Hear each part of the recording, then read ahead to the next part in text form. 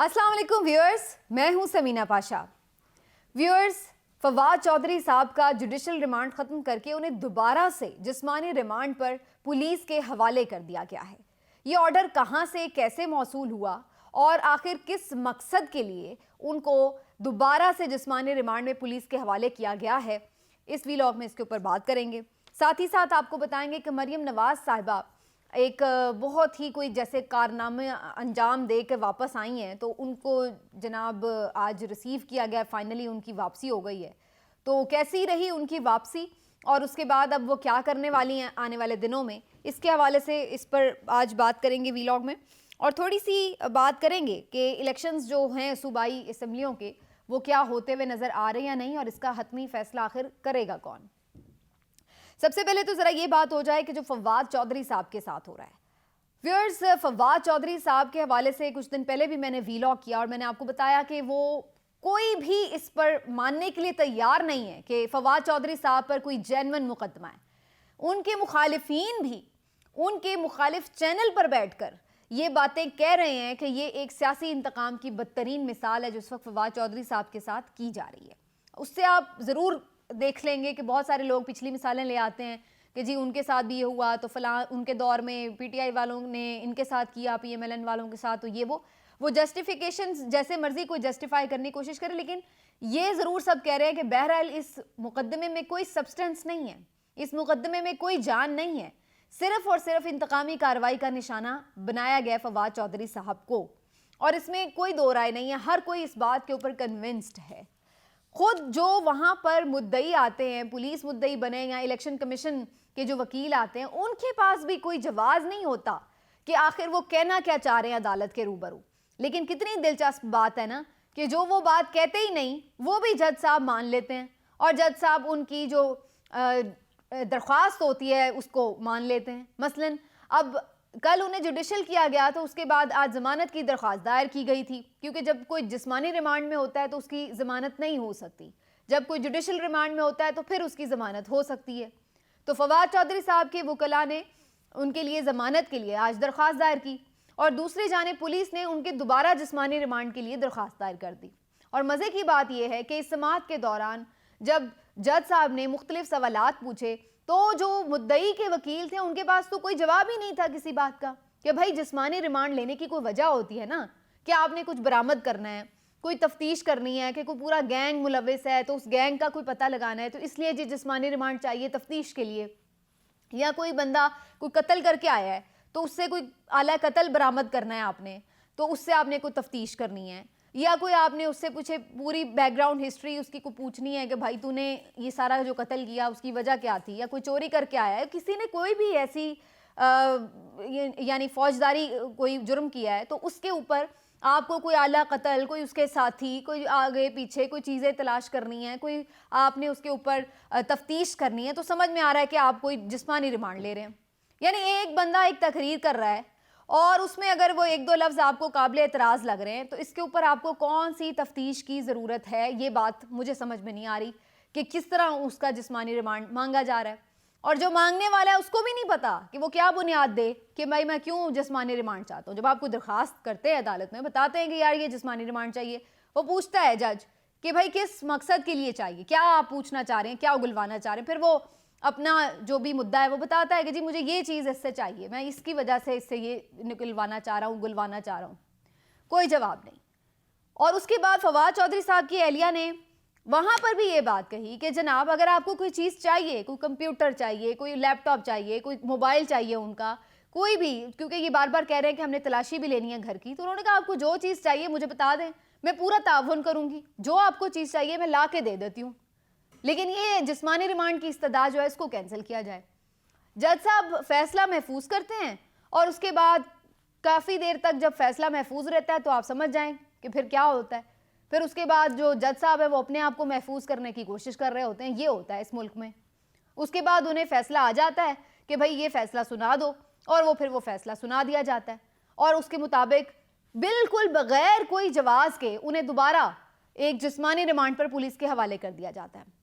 फवाद चौधरी साहब के भाई और उनके वकील फैसल चौधरी साहब वहाँ पर चीख चीख कर अदालत को ये बता रहे हैं कि इसमें इन्हें कोई तफ्तीश दरकार ही नहीं है, ये सिर्फ और सिर्फ इन्हें टॉर्चर करने के लिए, जिस्मानी तशद्दुद करने के लिए अपने कस्टडी में लेना चाह रहे हैं, जिस्मानी रिमांड लेना चाह रहे हैं, तो आप इनका जिस्मानी रिमांड ना दें। इसके बावजूद कि कोई लॉजिकल रीजंस नहीं दी गई, उसके बावजूद जो जज साहब हैं वो उनका जिस्मानी रिमांड दे देते हैं।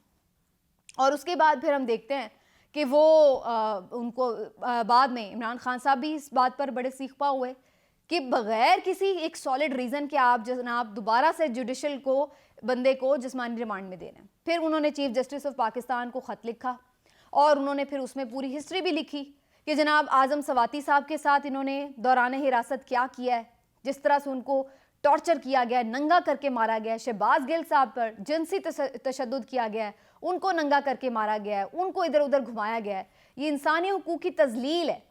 तो चीफ जस्टिस को उन्होंने ख़त लिखा कि जनाब आप इस चीज़ को प्लीज़ इंश्योर करें कि जो बंदा पुलिस की कस्टडी में है उसकी जो इंसानी हुकूक है उसकी खिलाफ वर्जी ना हो, कम अज़ कम उसका जो इंसानियत की तजलील है उसके साथ वो ना की जाए। तो उन्होंने ख़त लिखा, लेकिन इस ख़त का भी अंजाम वही होगा जो इससे पहले बहुत से खतूत का हो चुका है। चीफ जस्टिस साहब ने पहले कभी किसी ख़त के ऊपर कोई रिएक्शन लिया है और ना इसका कोई ख़त के ऊपर उन्होंने कुछ करना है, जो सीधी बात है। लेकिन ख़त बहरहाल इमरान खान साहब ने लिखा है। लेकिन व्यूअर्स, इससे बढ़कर मैं कुछ आपको बताना चाहती हूँ कि आखिर वजह क्या है, क्यों ऐसा किया जा रहा है। ये टॉर्चर करके, ये बिला वजह इस तरह करके गिरफ्तार करके क्या मैसेज है? तो मैसेज वही है कि खौफ कायम करना, ये बताना कि आज भी रियासत हमारी मुट्ठी में है, आज भी हम ही ताकतवर हैं, हमारा ही कंट्रोल है, ये बताना मकसूद है। और इसके लिए हर हरबा आजमाया जाएगा। अगर आपके ख्याल से ये मैं एक्सपेक्ट कर रही थी कि अभी फवाद चौधरी साहब की इतनी जल्दी जान नहीं छूटेगी, क्योंकि अभी तो खौफ नहीं ना बैठा, अभी तो धाक नहीं बैठी, अभी बाकी रहनुमा तो लड़ने मरने को अभी भी तैयार फिर रहे हैं, अभी कोई पिछड़ने के लिए तैयार नहीं हुआ। तो अभी इनको फेंटा लगेगा, अभी इनको और जलील किया जाएगा, अभी इनको और ख्वार किया जाएगा, इनकी फैमिली को हरासा किया जाएगा, इनकी बच्चियों के हवाले से इनके साथ गलत किस्म की मैसेजिंग की जाएगी, ताकि किसी ना किसी तौर पे इनके दिमाग में ये बात डाल दी जाए कि तुम में से जो भी हमारी बात नहीं मानेगा उसके साथ हम यही करवा लेंगे। जो रियासती इदारे हैं वो इसी तरह से इनके मोहरे बन जाते हैं और जो करने वाले हैं वो कोई और होते हैं। और ये बातें कोई मीडिया पे नहीं हो रही, ये अदालत में खुलेआम हो रही हैं। जब फवाद चौधरी साहब ने हथकड़ी खुलवाने के लिए दरख्वास्त की, जज ने कहा हथकड़ी खोलो, तो वो आगे से कहते हैं बाबर रवान साहब कि अगर चाबी आपके पास नहीं है तो उनसे ही ले आए जिन्होंने हथकड़ी लगवाई है। कपड़ा डाल के मुंह पे लेके आए तो जज साहब ने कहा कि भाई कपड़ा क्यों डाला है? कपड़ा तो सिर्फ उन लोगों के मुंह पे डाला जाता है जिनकी शनाख्त परेड होनी होती है। तो फवाद चौधरी साहब की कौन सी शनाख्त परेड होनी है जो उनके मुंह पे कपड़े डाल के लेके आ रहे हो?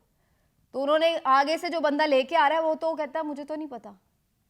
फिर उन्होंने कहा कपड़ा हटाओ, कपड़ा हटा दिया। उसके बाद जब दोबारा उन्हें वहां से लेके जा रहे हैं फिर कपड़ा डाल दिया। उन्होंने फिर बुला के पूछा क्यों भाई, फिर कपड़ा डाल दिया। उसको कहता फिर मुझे नहीं पता।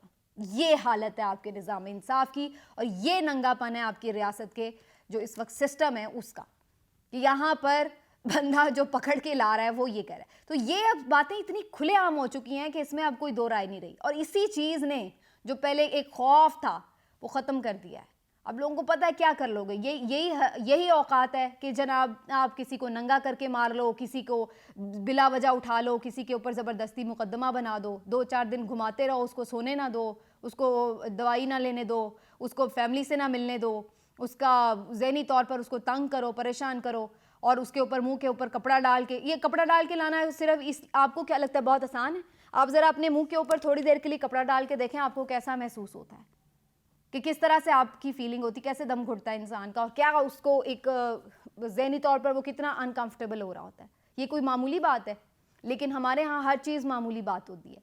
और ख़ास तौर पर जब आपको पता है कि आप ऐसे कर रहे हैं जिसके आपको पता है कि आप उसके साथ कर रहे हैं जिसका इस तरह का कोई मामला ही नहीं है, कि वो कोई मार के आया बंदा, कोई दहशत गर्द है, कौन है भाई वो। तो ये हमारे मुल्क में निज़ाम इंसाफ की इस वक्त सूरत हाल है। अब जो मैसेजिंग है वो ज़ाहिर है अगर उन्होंने आज छोड़वाना ही होता तो वो पकड़वाता ही क्यों? तो पकड़वाया ही इसलिए गया है कि पूरा दोबारा से शुगल मेला लगाया जाए कि भाई देख लो, इबरत पकड़ लो, वरना तुम सबके साथ यही होगा। तो अब देखते हैं जी कितनी कोई बर्दाश्त रखता है या नहीं रखता। लेकिन मरियम नवाज साहिबा अलबत्ता आ गई हैं और यहाँ पहुँचकर वो बड़ा, लोग कहते हैं कि जी जो PMLN वाले हैं वो कहते हैं बड़ा फ़कीदुल मिसाल इस्तकबाल हुआ है और जो पीटीआई वाले हैं वो मजाक उड़ा रहे हैं कि जनाब इनके पास बंदे जमा नहीं हुए। और मुझे तो कोई हैरत नहीं है अगर वाकई बंदे जमा नहीं हुए, क्योंकि जो इस वक्त परफॉर्मेंस है आपकी गवर्नमेंट की और जो आपकी हालत है इस वक्त मईशत की, और जो आपने अवाम का जीना दो भर कर दिया है, उनका सांस लेना जो आपने मुश्किल कर दी है, तो उसके बाद आप ये एक्सपेक्ट करें आके कि लोग आपके ऊपर जो है वो फूल निछावर करेंगे और आपको गुलदस्ते देंगे और फूलों के हार डाल के लेके आएंगे ढोल की थाप पर रक्स करते हुए, तो बड़ी कोई अजीब सी ख्वाहिश है। और कुछ कोशिश ज़रूर की गई ऐसा माहौल बनाने की, लेकिन वो बहुत सारी चीज़ें अब सोशल मीडिया पे चल रही हैं कि कैसे वो जनाब वो जो फ़्लाइट में वो है क्रू, उसको कहा जा रहा है कि जनाब पिक्चर्स बनवाओ, और जाली किस्म की वो अपनी फेम दिखाने के लिए कि हम बड़े मकबूल हैं। तो इस किस्म की भाई इतने ही आप मकबूल हैं, मान लिया, आए ना करें इलेक्शन में मुकाबला, पता लग जाएगा कौन मकबूल है कौन नहीं। मान लिया इमरान खान मकबूल नहीं है, मान लिया आप लोग बहुत मकबूल हैं, लोग आपसे बहुत प्यार करते हैं, तो आए ना इलेक्शन में, फिर ताखीरी हरबे क्यों आजमा रहे हैं? क्या वजह है कि आप डेट नहीं दे रहे? क्या मसला है कि गवर्नर्स अभी तक चुप हैं? इलेक्शन कमीशन ने बाद में मंजूर किए हुए इस्तीफों के लिए तो शेड्यूल जारी कर दिया ज़िमनी इंतखाब का, क्यों नहीं सूबाई असम्बलियाँ जो उससे पहले तहलील हुई उनका शेड्यूल जारी हो रहा? क्या वजह है उसकी? उसकी वजह गवर्नर केपी हाजी गुलाम अली ने बाकायदा बता दी ऑन एयर। उन्होंने कहा जी ये फैसला मैंने थोड़ी करना है, ये तो इस्टेब्लिशमेंट और इलेक्शन कमीशन ने करना है, जब वो लोग चाहेंगे उस वक्त इलेक्शन हो जाएंगे। ये उनका ऑन एयर है।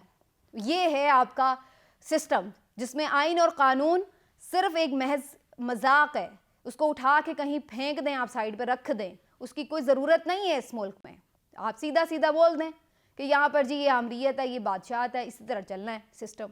जब हम कहेंगे तभी कुछ होगा, जिसको हम कहेंगे वो अच्छा है वो अच्छा है, जिसको हम कहेंगे वो बुरा है तो वो बुरा है, बात ख़त्म।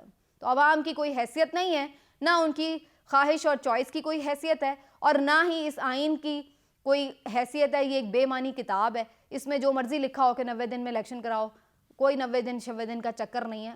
वही कानून है जो हम बोल दें, वही बात सच है जो हमारे मुंह से निकल जाए, इसके आगे कुछ नहीं। तो ये सूरत हाल है, यही वजह है कि अभी तक जो इलेक्शन की डेट है वो अनाउंस नहीं हो रही है, जबकि 2 हफ्ते से ज़्यादा होने वाला है कि असम्बलियाँ टूट चुकी हैं, लेकिन अभी तक ये सूरत हाल है कि उसको डिले करने के मंसूबे बनाए जा रहे हैं। अब मरीम नवाज साहिबा भी आई हैं, पहले उनका प्लान ये था वहाँ से कि जनाब जाके एंटी इस्टेब्लिशमेंट बयानियाँ बनाएंगे, बाजवा साहब को गालियाँ देंगे, साकिब निसार साहब को बुरा भला कहेंगे।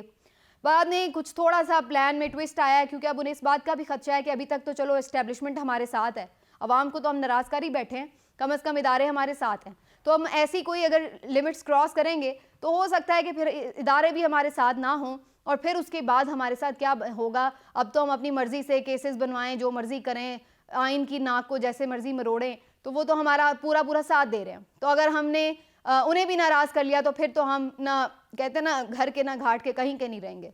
तो मरीम नवाज साहिबा को दुबई में ये पैगाम पहुंचाया गया कि जनाब जाके आपने ज़रा हाथ हौला रखना है। तो अभी पहली जो स्पीच उन्होंने की तो टारगेट उन्होंने इमरान खान को ही ज़्यादा रखा, दूसरी कोई ज़्यादा बातचीत नहीं की।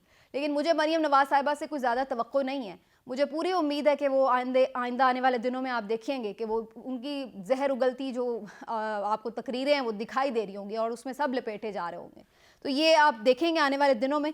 और बाकी ये जो बाकी लोग हैं उसी के ऊपर प्लानिंग भी अब कर रहे हैं कि क्या इसको हम कैसे डिले करें और उसको कैसे एक आइनी कवर भी मुहैया करें। लेकिन इसको डिले करने के लिए जो इन्होंने अमन अमान के हवाले से भी प्लान बनाया है कि जो कुछ अफरा तफरी हो, जिसकी बुनियाद पर कोई इमरजेंसी लगाई जाए, मईशत तो पहले ही नीचे है, उसका भी बहाना बनाया जाए।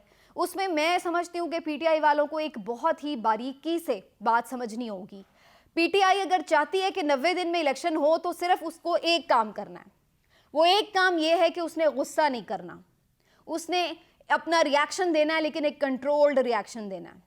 उन्होंने बात करनी है लेकिन मोहतात करनी है। उन्होंने प्रोटेस्ट करने हैं लेकिन बिल्कुल पुरअमन करने हैं। उन्होंने कैंपेन चलानी है लेकिन उसको बिल्कुल आइन और कानून से आधा इंच भी इधर से उधर नहीं करना है, क्योंकि अगर वो ये चाहते हैं कि इंतखाब टाइम पर हों तो किसी किस्म की उन्होंने दुश्मनी नहीं करनी है सेटअप के साथ।